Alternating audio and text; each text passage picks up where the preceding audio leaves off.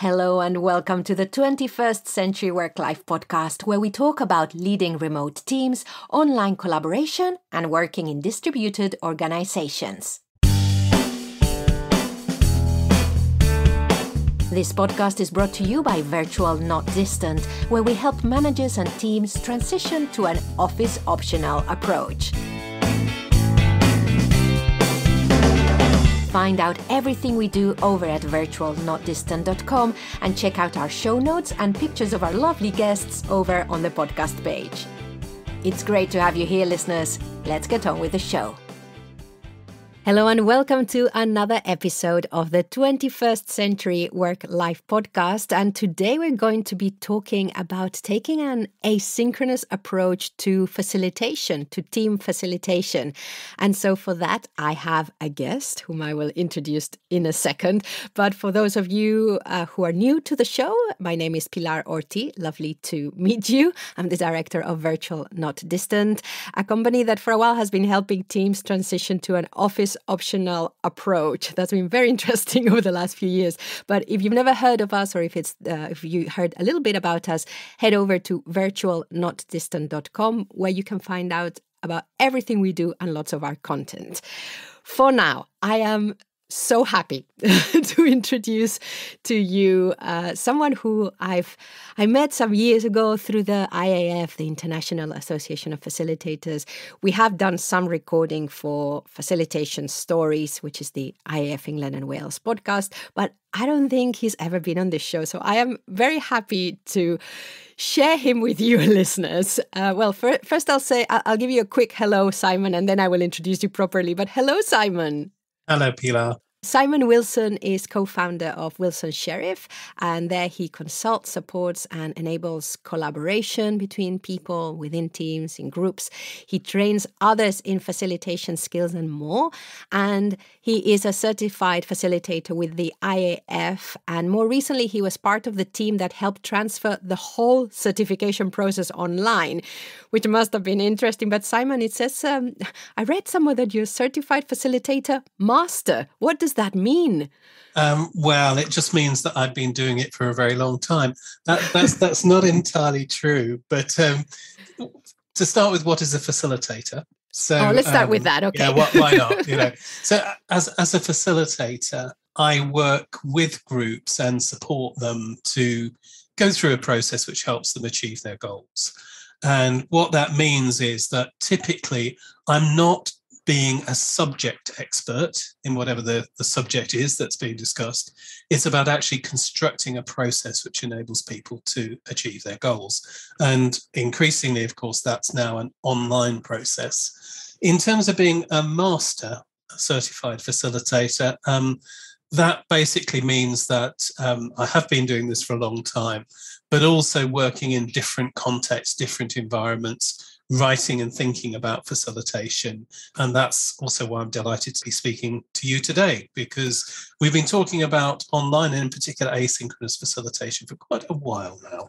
Yes, because I met you some years ago at an IAF event, and you were already doing you were already using the online space within your collaboration practices and helping others to collaborate. So it's a space that we've been sharing for a while. And what I think is also interesting is that, of course, you co-authored Virtual Meetings, a practical guide. And I, of course, wrote Online Meetings That Matter a very long time ago. Well, it feels like a very long time ago. But today we're talking about asynchronous and an asynchronous approach. So I find that interesting. The other thing that I think is worth mentioning is that you're a facilitator, and we're going to be looking at the facilitation of a team process. And I think for most of our listeners who will not be facilitators with a capital F, it's really about looking at a team process and what the different ways of supporting that are. And so if we're a team leader, is how do we make the collaboration process, how do we enable that in the most facilitative way, as in the person who's looking after the team and just in a way helping them through the process without necessarily maybe directing the process as much. And so I think that's why this will be interesting for any kind of team as well, just to understand how can we facilitate a team to do something, as in to enable them to do something, and when are we really more leading the team and being more involved, I suppose, in the process. Does that make sense, Simon? It does. And although it's a clumsy word, I often use the word facilitative. So being, a facilitative team leader, doing it in a facilitative way. And indeed, in the teams that I lead in my life, so other parts of my role, very often I'm working in that facilitative style. So asking more questions than telling people things, encouraging people to come up with their own solutions. All of that's the facilitative approach. And I think it's also a great way to work with teams. Traditionally, most teams have been doing a lot of this enabling and taking the facilitative approach when we've been in a meeting with people, and especially facilitators have been doing that mainly through that medium for a while. I think just also to put the conversation into context, what's your experience been with online meeting facilitation before we start looking at the async component?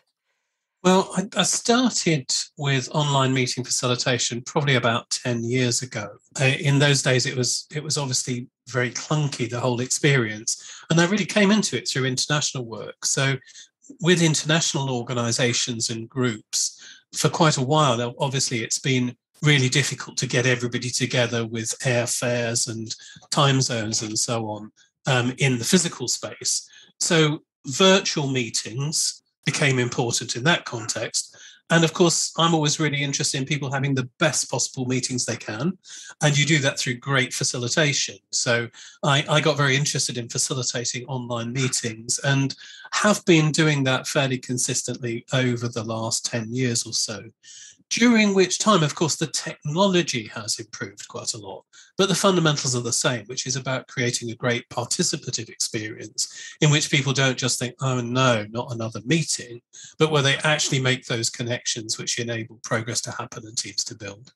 Yeah, nice. So a very long time, and I'm sure you're feeling grateful to technology for making the experience of being online together a little bit more smooth of just from the start. Yeah, absolutely. I mean, when we started, particularly working with internationally dispersed teams, so people who might be in Europe, Asia, Africa, and so on, the real challenges were the ones about bandwidth, about dialing in on modems, about sound quality. You couldn't even think about putting your video on in many meetings because it would just eat up too much bandwidth. And now, really, in the last few years, that has all become so much easier. And also, of course, in the past 18 months with the pandemic, most people have had the experience of participating in virtual meetings, good or bad. So we've also, I think, gone past a number of technology barriers and familiarity barriers in virtual meetings themselves. So you were mentioning bad internet connections and stuff, which still happen, especially like you're saying, globally distributed teams. Which makes sense then to start looking at an async component when actually being together at the same time and having the same wonderful internet connection at the same time. When that is difficult, we might start to look at asynchronous communication, which doesn't rely as much on that. So when did you start to, or maybe you've always done this, Simon, but when did you start leading a group through a process beyond the meeting? So when did you start saying, okay, my work is not done yet, I still need to continue, or maybe in between meetings, I don't know. And when did you start calling it asynchronous, if you do?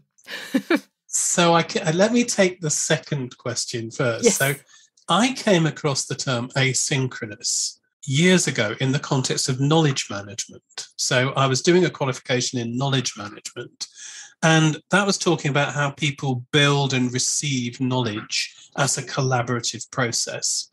And in that context, there was this distinction between synchronous, so what you do at the same time with a group of people, and asynchronous, how you develop knowledge exchange at different times with groups of people. And to be honest, it kind of stuck with me, this distinction of synchronous and asynchronous. So I then came across it as I began to explore the online facilitation and use that term myself, and obviously a number of other people have. And the other real sort of driver for me in using the term asynchronous was meeting you, Pilar, because every conversation we ever had, you would go, don't forget asynchronous. It's not all about meetings. However, on the first part of your question, of course, we've always included asynchronous elements in both face-to-face and virtual meetings, even if it's just, sending out the email in advance of a meeting to convene the meeting, to bring people together, even if it's just that follow-up email where you send out the email with the notes of the meeting, and then you say, if you have any additional comments, please let us know. So there's always been an asynchronous part to it. I think the big shift, though, for me, has been moving from thinking that it's all about the meetings, which is after what facilitators are trained to love. We love meetings, we love flip charts, we love Zoom, all that sort of business. And the move to thinking, actually, it's about a balance. What's the right mix of synchronous and asynchronous? And the idea that those asynchronous activities can be as important as the meetings themselves, or indeed more important, or even, can I say, replace them altogether. Terrible thought, but that could happen. Well, and I'm sure in some teams it will have to, yes, or it already does, because some teams might never be able to have the whole team convene at a time that's convenient for everyone. I mean, you hear the horror stories of people having to get up at 4. I mean, I have delivered a workshop where somebody was getting up at 4 o'clock in the morning, and my heart just sank. And so that there are teams that are globally dispersed where actually they have to do a lot of stuff asynchronously. So yeah, completely right. I'm starting to think of what kind of projects would benefit more, or well, we've already identified the global when you have a global component, but what kind of projects might benefit more from asynchronous facilitation or an element of it? And what I mean by that is thinking of all the kind of projects you've been involved with and the kind of different interventions that you've done and how you've helped the processes along. Which kind of projects or what kind of teams or groups respond better to that element of asynchronous? The very short answer is I think all projects benefit from introducing more asynchronous and that mix of asynchronous and synchronous activities, because all projects involve different human beings. And some people love that whole cut and thrust of the meeting. They love doing things in real time. They like thinking on their feet. Whereas other people really prefer to reflect and to consider. They might want to, listen to a podcast. They might want to contribute to a shared document and so on. So the short answer is pretty much any project which involves human beings, I now consider in terms of what is the mix of synchronous and asynchronous. Beyond that, though, I think there are some things you can say. So obviously, as you say, global projects where the time zones are challenging. I work on a number of those myself. And that really does benefit from the fact that people can contribute at a time when they're awake and when, they're not being forced into that 4 o'clock meeting. I also think that what you might call formal projects benefit from the synchronous and asynchronous mix. So if you have a clearly defined task, I'm working on one at the moment where, for instance, we are putting together a plan. We had a meeting at the beginning where people got together and met each other. We established a shared whiteboard where we brainstormed some ideas. And now everyone's gone away for a week or so to add their thinking to do this, to talk to that, to talk to their colleagues. And gradually that whiteboard is building in a time frame which matches those people's needs. And then we've put in a touch base point where we're all going to take a look at that.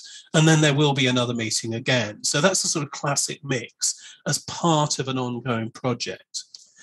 What I then think is interesting, though, is using asynchronous as part of how you build teams. So how do you create a virtual team and make those connections, which needs to be not just getting the work done, but also building relationships within the team, creating that sense of common purpose. And I kind of think we always assumed that to do that, you had to get human beings together in a room or in a space at the same time. And I now believe you absolutely don't. So I think that's also possible as well. But it needs quite a bit of thinking through and possibly some new approaches and new habits. And also, I love what you're saying. It's making me think as well. And I've got something that I'll come back to. But on your last point about that, we're thinking we need to get together to start to build those connections. I was talking to Judy Rees, who's been on the show and who you know, and I think there were other people. And she was saying, actually, we always assume that when we get a new team together, for example, that we need to, our first points of contact, our first interactions have to be in real time. That's going to be best. But actually, if you've had some connection, some contact already, even by email, even if you've already started to work together a bit and think together a bit, when you then come together in real time, it can be easier for some people.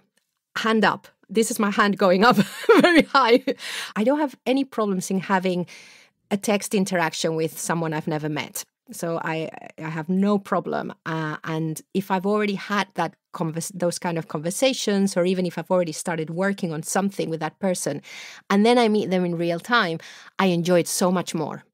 I find that I already have a starting point. I have something to start riffing off with them. I probably can be myself a lot easier. Whereas I imagine some people don't do that. They much prefer having met someone and then they can be themselves after that. So really interesting point there. It's interesting that I think that is gradually becoming understood. So a couple of years ago, when I would talk to people about this mix of synchronous and asynchronous, working, for instance, with an international organization, they would say to me, well, what we need to do is, first of all, get everybody together face to face so that they can actually they can meet. And this would often be in the physical environment as well as virtually. And then having met each other, we can all go away and get our work done. And increasingly, that what they're now finding is that making those initial contacts asynchronously through text, perhaps also those sharing some photos, getting some of those personal details, means that when you do actually get together, you've already gone part of the way. And those people who are a bit shyer and more introverted, they're sort of ready to speak. And those people who are less shy and a bit more extroverted, they were always ready to go anyhow. So they've just got more information and more things to talk about. And so that's actually changed the practice in this organisation in terms of thinking that you can actually do that initial getting to know each other before you have then the first substantive meeting. Yeah, and that really turns on its head the classic. I mean, all the advice about running virtual teams and stuff always said get together as soon as possible and do that kickoff. So really interesting. Times have moved on. Of course, technology is a lot more flexible also, and it's really easy now to share a photo of whatever, of yourself or of your environment. It's much easier to communicate asynchronously as well. So I think interesting how technology in that way has also made that a more possible conversation and way of working. Yes, absolutely. Yeah. So something else you said, now I hadn't thought of this, and listeners, I think this is really interesting, and sorry for my word, interesting. I have a listener who's called me out on it. Hello, Bart.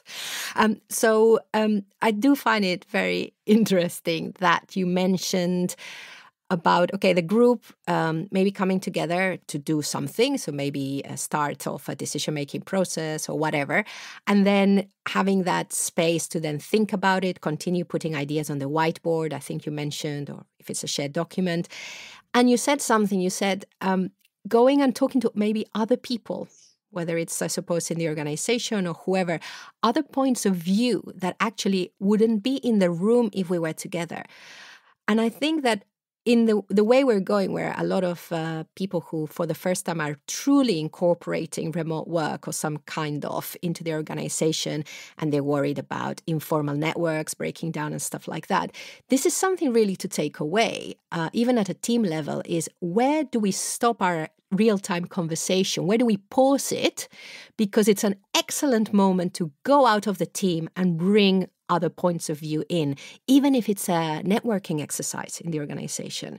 So that, I hadn't thought of that before, Simon. Well, the way that I think of this, and this may be overstructured, is I think about what is synchronous for the group you're working with at the moment, And that is obviously when that particular group comes together at a given time. But then during the asynchronous time, there can be little synchronous conversations with other people, or asynchronous conversations, doesn't matter what it is. But what counts is what's synchronous for the group and asynchronous for the group. And that point about wider perspectives, I just think is utterly essential. And of course, we can do this, simply by picking up the phone and giving people a ring. But we can also do this by using our wider networks, our WhatsApp groups, our Twitter, whatever it may be, to bring broader perspectives in. And I'm doing this with a lot of projects at the moment where we have a core team who kind of move the project along, who have the synchronous meetings, but then we're encouraging them, like ripples in a pool, to go out and talk to other people and bring in those broader perspectives. And of course, if people then want to, from that broader group, then want to add to your shared whiteboard, all the better. So you've then got new perspectives and new views coming into that core team.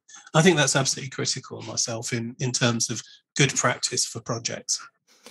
And then what is then your role as facilitator in all this? Do you set up systems for them? Do you help them agree how they're going to do it? What is your role as facilitator? Because you're not really taking part in these conversations, are you, as a person?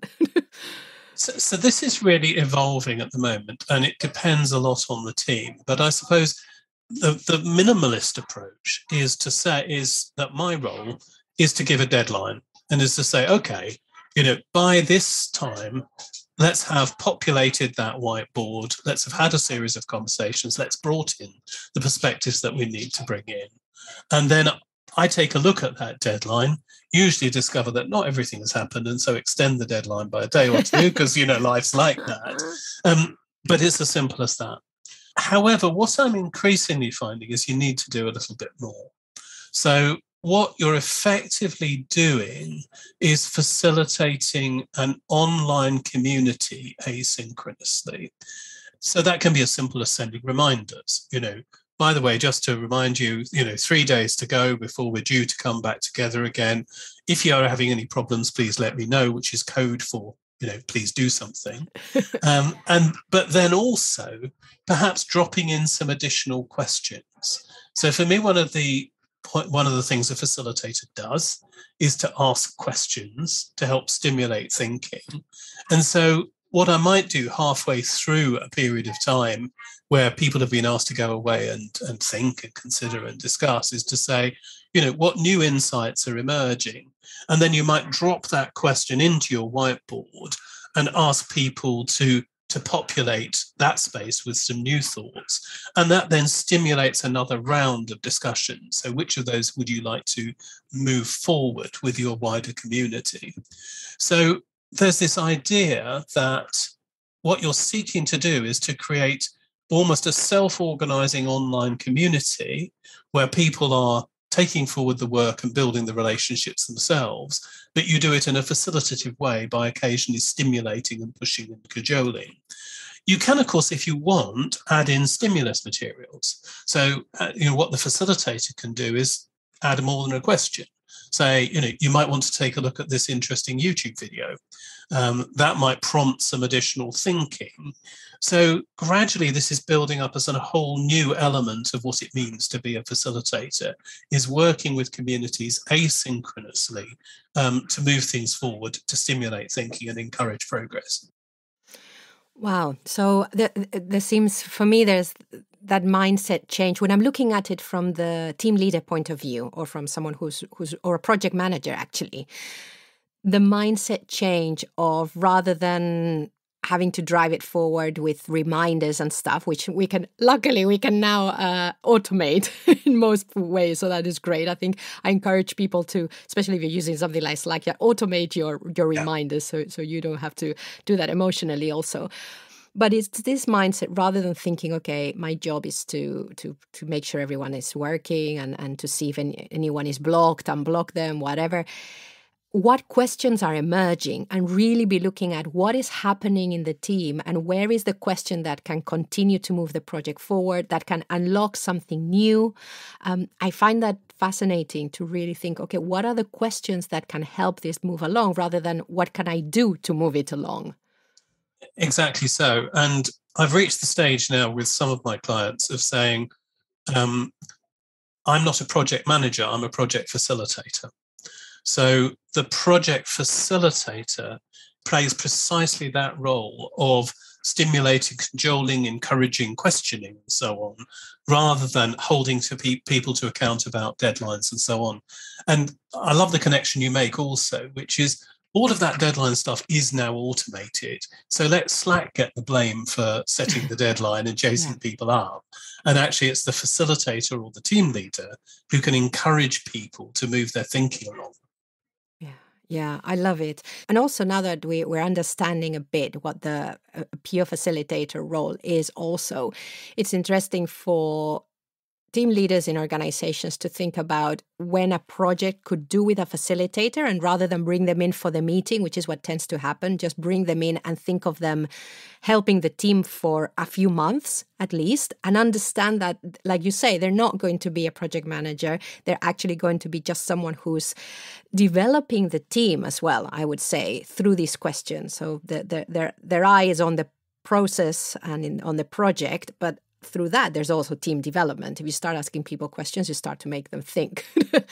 And also, if we are the team leader who wants to encourage self-organization, because come on, we've got all this technology which allows us to share so much information and connect with each other without having to always go through the manager. So if you want to encourage more self-organization, right, what are the things that we need to stop doing and what that we can start doing? And this is really thinking about what is the process opening up and keeping an eye on that. I really like that. Good. Okay, I'm a bit blown away. Right. So this is all wonderful, and it just to me is like music to my ears. But it's very difficult, I think, for a lot of people to take the asynchronous space seriously still, even if they've had some connection with it. And especially now during the pandemic, lots more people had to use asynchronous because they just had to, or else they'd burn out. And I am hearing a lot in the mainstream. The mainstream is picking up on this word asynchronous also. But what are the problems with it, or what are the problems that can come up, or what gets in the way of great asynchronous facilitation and collaboration, Simon? I would say that for the most part, we're not close to great yet. I think it's early exploration in most cases. And you use the term taking it seriously. So for me, the absolute starting point is that those people who've been in the workplace for quite a long time, they're really used to the idea that meetings are the rhythm of work. And so they take meetings seriously, whether they're face-to-face or virtual. They fill their diaries with meetings. And that kind of organizes the rhythm of your life.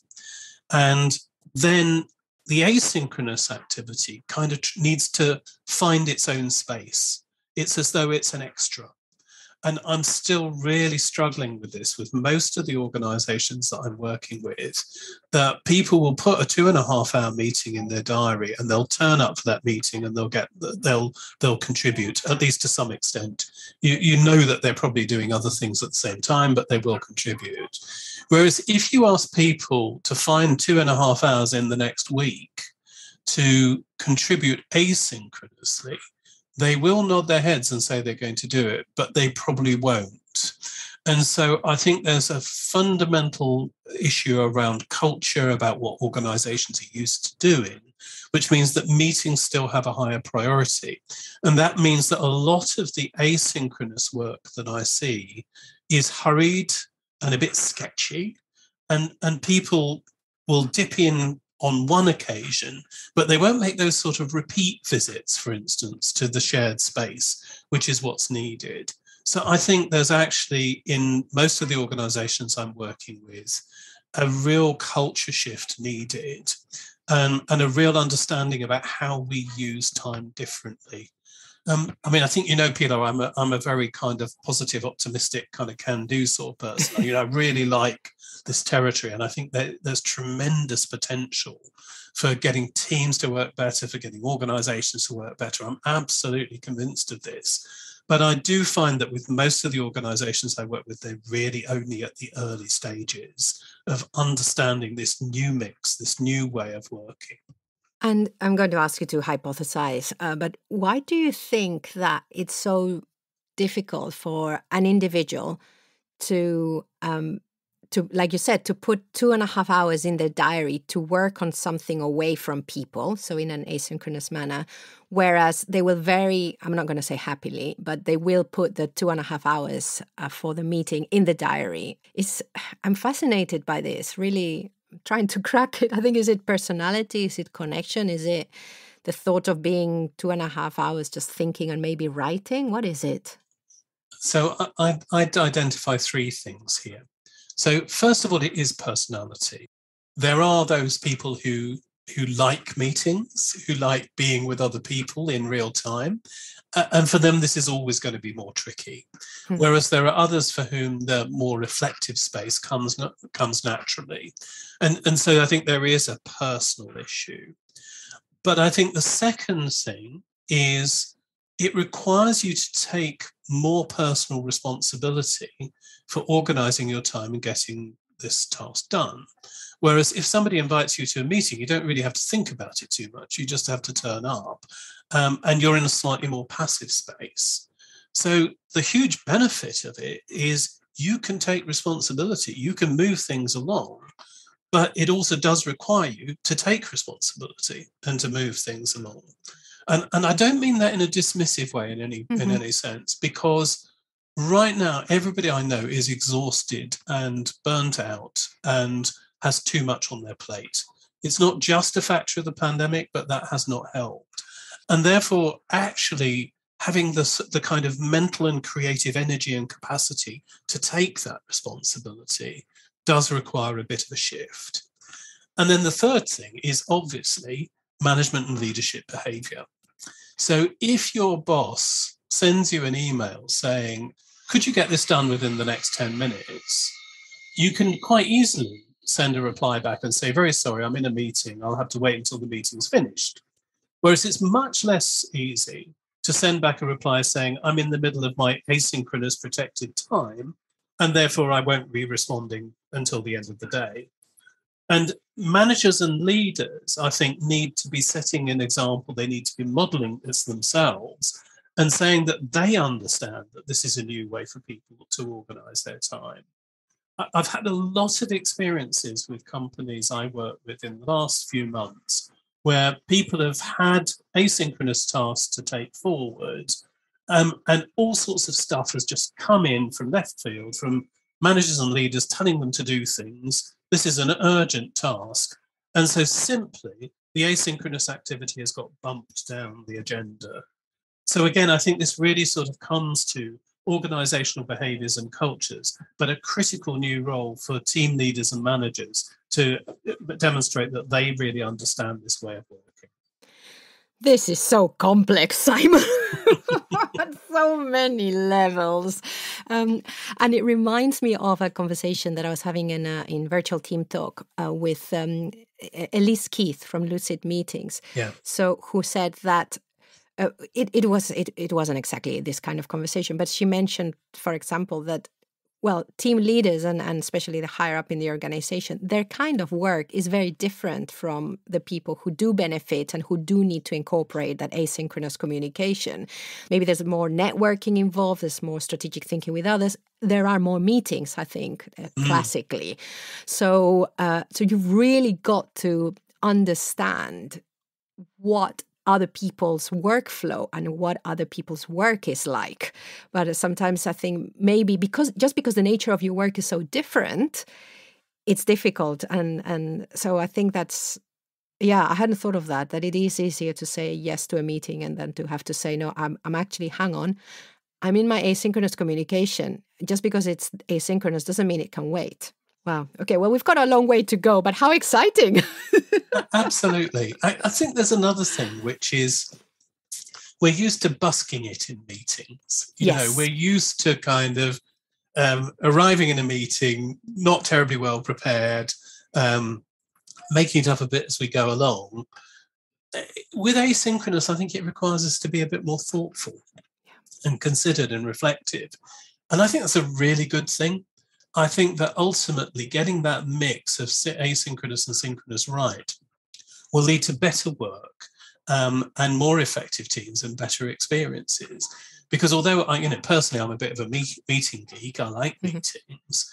They're not the most effective way of getting work done, across the piece for everybody. And I think what you're making me think as well is how painful it can be to find that balance. Because when we're not used to asynchronous communication, especially text-based, we will get into situations when that famous line, this meeting should have been an email, but there's also the other way around. This long message chain should have been a meeting. Yeah. And I think until we understand, not just at a personal level, but also in our team or in our group, if we're working in a group, what this is like and what is the best thing for each thing. And it will change from team to team. So maybe you might be used to doing lots of deep conversations asynchronously in one team. Then you change teams and suddenly you find that actually the dynamics of that team don't allow for that. So again, this is a real skill for the knowledge and for any 21st century workers to really understand how to use both of these modes of communication. And I think it'll get more exciting and more complex when we really start to add in audio and screen sharing and video async, which is already there, but it's not really integrated yet. We're still writing. I think that's right. I mean, just building that one step further, I think the other great benefit of this is around diversity. And by diversity, I mean kind of all types of diversity in organizations, but diverse ways of thinking and being, different tolerances for, if you like, being physically present in face-to-face meetings or in video meetings, and different ways in which people want to contribute. I work with one colleague who's a younger woman who feels very intimidated in traditional meetings, whether they're face-to-face or virtual. She feels intimidated. She feels that, people won't value her experience because of her age or whatever it may be. And she really comes into her own in the asynchronous environment, where she's got a little bit more time and space to reflect on how she's going to position things, gets things into the right state for her, so the right quality of production and so on. But also it's partly that she doesn't feel quite so exposed in that asynchronous environment. So I think if what you're looking at is getting the most out of diverse teams, getting this mix right, I think, is a tremendous opportunity. Great. Well, Simon, I think there's a lot in here. So, Simon, anything else that you would like to say around all of this process before we wrap up? I suppose what really strikes me is that, I'm a professional facilitator, but for anybody who is a team leader or a manager and who wants to do it in that facilitative way, yes, it can become quite complicated, but there's really a very simple question, which is, what's the right mix? What's the right mix of synchronous and asynchronous for this team? What's the right mix for this project? And I think just asking that question at the outset and then sharing it with the team and asking them, what do you think is the right mix? That for me is really the starting point. And you made a difference between team and project, which I think is another thing I hadn't thought of, is that even if we are working with the same team, when we move from project to project, that's a really good question. Yeah. At the beginning of every project is to ask around that or be aware of that or reflect on that. Excellent. So listeners, if you want to learn more about facilitation and specifically how to apply it to virtual meetings, oh, the irony, do check out Simon's book with co-authors called Virtual Meetings, A Practical Guide, because I really think, Simon, that book gets into the heart of facilitation and in an online space as well. But I think that would be really good for those people who want to run meetings in a more facilitative way and really understand what that looks like. Any other, what's the best place for people to get in touch with you, find out more about you, etc.? Twitter's as good as anything else. So @Wilson Sheriff is a good start. Excellent. And from there, they can check you out, etc. So listeners, thank you so much for listening. Remember to subscribe to the show if you're listening to us on the web.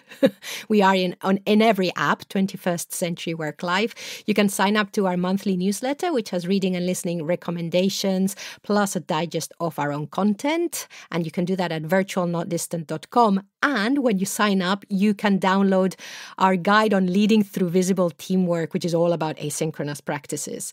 You can follow us on LinkedIn we're Virtual Not Distant there. Our Twitter account is Virtual Teamwork with a 0 instead of an O. And if you want to have a conversation, you can email me, pilar@virtualnotdistant.com. Simon, thank you so much. What a pleasure to get my brain working and exploding. So thank you very much for your visit. Thank you. And it's been great talking to you today.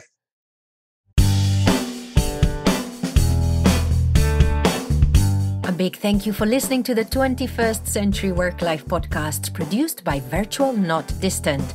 If you have something to add to the conversation, let us know through the contact form over at virtualnotdistant.com.